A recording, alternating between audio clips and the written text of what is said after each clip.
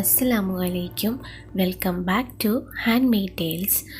അപ്പോൾ നമ്മളെല്ലാവരും ഈ ലോക്ക്ഡൗൺ കാലത്ത് കാലിഗ്രഫി ചെയ്യാനൊക്കെ പഠിച്ചിട്ടുണ്ടാവും.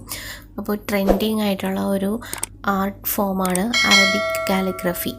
അറബിക് മാത്രമല്ല, എല്ലാ ലാംഗ്വേജിലും കാലിഗ്രഫി ഇപ്പോൾ ഒരു ട്രെൻഡിങ് തന്നെയാണ്. അപ്പോൾ നമുക്ക് അതായത് കാലിഗ്രഫി ചെയ്യുന്ന പെൻസെല്ലാം വളരെ കോസ്റ്റ്ലിയാണ്. അപ്പോൾ നമുക്ക് എങ്ങനെ വീട്ടിൽ തന്നെ ഒരു കാലിഗ്രഫി പെൻ, അതായത് കലം പെൻ എങ്ങനെ നമുക്ക് ഉണ്ടാക്കിയെടുക്കാം എന്നാണ് ഈ വീഡിയോയിൽ ഞാൻ ഷെയർ ചെയ്യുന്നത്. അപ്പോൾ വീഡിയോ ഇഷ്ടപ്പെട്ടാൽ നിങ്ങൾ ലൈക്ക് ചെയ്യുക, കമൻറ്റ് ചെയ്യുക, സബ്സ്ക്രൈബ് ചെയ്യുക, ബെൽ ഓൾ പ്രസ് ചെയ്യുക. അപ്പോൾ നമുക്ക് വീഡിയോയിലേക്ക് കടക്കാം. അപ്പോൾ നമ്മൾ ഇതുപോലെയുള്ള ബാംബൂ സ്റ്റിക്കാണ് ഇവിടെ യൂസ് ചെയ്തിരിക്കുന്നത്. ഇത് നമ്മൾ വീഡിയോയിൽ കാണുന്നത് പോലെ അതിൻ്റെ ഒരു സൈഡ് കട്ട് ചെയ്യുക. അപ്പം കത്തിയോ അതല്ലെങ്കിൽ ഇതുപോലെയുള്ള പേപ്പർ കട്ടറോ ഉപയോഗിച്ചിട്ട് പതിയെ ചീന്തി കൊടുക്കുക.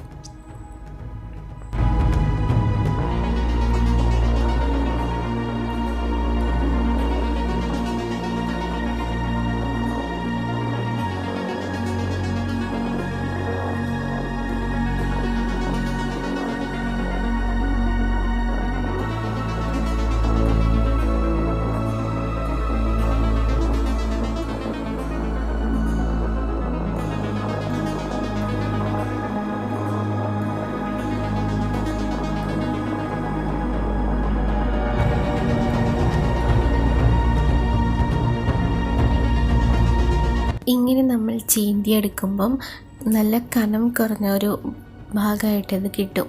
ഇതിന് ശേഷം ഇത് നമ്മൾ ഒരു സ്ലാൻഡിങ് പൊസിഷനിൽ ഇത് കട്ട് ചെയ്ത് കളയാണ് ചെയ്യുന്നത്. അതിൻ്റെ എഡ്ജ് നമ്മളൊരു ചെരിച്ച് കട്ട് ചെയ്യും. അതായത് നമ്മൾ മാർക്കറൊക്കെ കണ്ടിട്ടില്ലേ, സ്ലാൻഡിങ് കട്ട് ചെയ്ത മാർക്കർ, അതേപോലെ നമ്മളിത് കട്ട് ചെയ്യുകയാണ് ചെയ്യുന്നത്.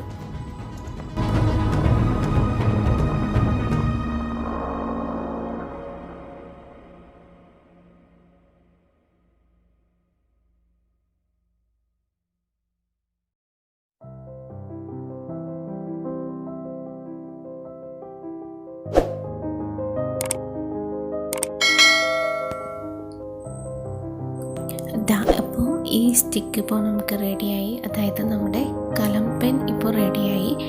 ദെൻ ഇത് ഉണങ്ങിക്കഴിഞ്ഞാൽ ഇത് നന്നായിട്ട് ഇങ്ക് അബ്സോർബ് ചെയ്യും. അപ്പോൾ നമുക്ക് നല്ല സ്മൂത്തായിട്ടും നല്ല കംഫർട്ടായിട്ടും നമുക്കിതുകൊണ്ട് കാലിഗ്രഫി എഴുതാനായിട്ട് സാധിക്കും.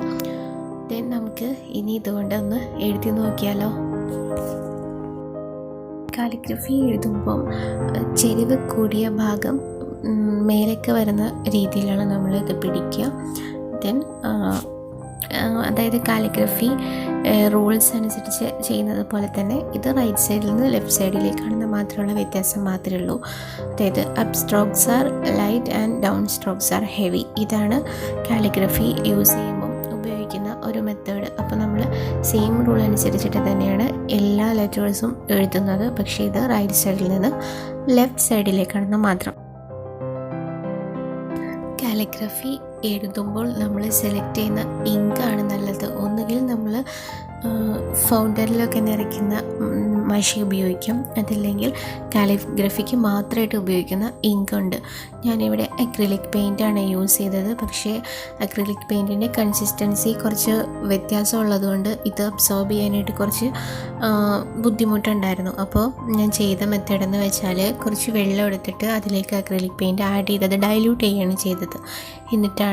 അപ്പോഴാണ് നല്ല സ്മൂത്തായിട്ട് എഴുതാനായിട്ട് സാധിച്ചത്.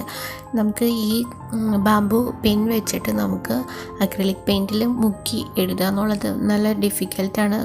ഒട്ടും വൃത്തിയിൽ നമുക്കങ്ങനെ ചെയ്യാൻ പറ്റില്ല. അപ്പോൾ അക്രിലിക് പെയിൻറ്റ് യൂസ് ചെയ്യുമ്പം അത് ഡൈല്യൂട്ട് ചെയ്തിട്ട് വേണം ചെയ്യാനായിട്ട്.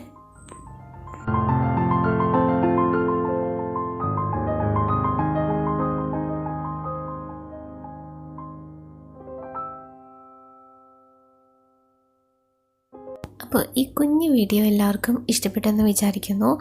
വീഡിയോ ഇഷ്ടപ്പെട്ടെങ്കിൽ ലൈക്ക് ചെയ്യാം, ഇഷ്ടപ്പെട്ടില്ലെങ്കിൽ ഡിസ്ലൈക്ക് ചെയ്യാം. നിങ്ങളുടെ നിർദ്ദേശങ്ങളും അഭിപ്രായങ്ങളും ഫീഡ്ബാക്സും എല്ലാം കമൻറ്റ് ബോക്സിലൂടെ അറിയിക്കാം. അപ്പോൾ നിങ്ങളുടെ കമൻറ്റ് എനിക്ക് വളരെ വിലപ്പെട്ടതാണ്. അതനുസരിച്ചിട്ട് വേണം പുതിയ വീഡിയോസ് പ്ലാൻ ചെയ്യാനായിട്ട്. അപ്പോൾ നിങ്ങളെല്ലാവരും കമൻറ്റ് ചെയ്യുക.